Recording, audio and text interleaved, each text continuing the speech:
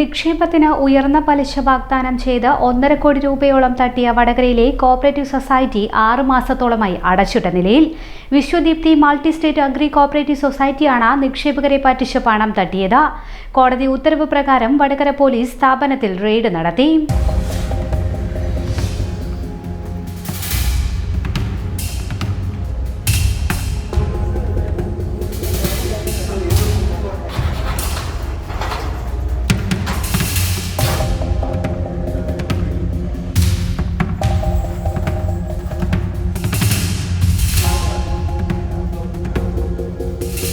സ്ഥാപനവുമായി ബന്ധപ്പെട്ട നിലവിൽ 31ഓളം പരാതികളാണ് വടകര പോലീസിൽ ലഭിച്ചിട്ടുള്ളത്.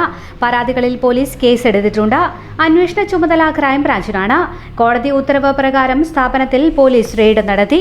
രേഖകളും മറ്റും ഉപകരണങ്ങളും കമ്പ്യൂട്ടറുകളും അടക്കം ഇവിടെ നിന്നും മാറ്റിയതായി മനസ്സിലായി. 6 മാസത്തിലേറെയായി സ്ഥാപനം അടച്ചിട്ടിരിക്കുകയായിരുന്നു. ഇവിടെ ബാക്കിയുണ്ടായിരുന്ന ഫയലുകൾ പോലീസ് പരിശോധിച്ചു. സാധാരണ നിക്ഷേപങ്ങൾക്ക് 12%, വയോജനങ്ങൾക്ക് 12.5% പലിശയാണ് സ്ഥാപനം വാഗ്ദാനം ചെയ്തത്. ഇങ്ങനെ നിക്ഷേപിച്ച 1.5 കോടിയോളം രൂപയാണ് തട്ടിയത്.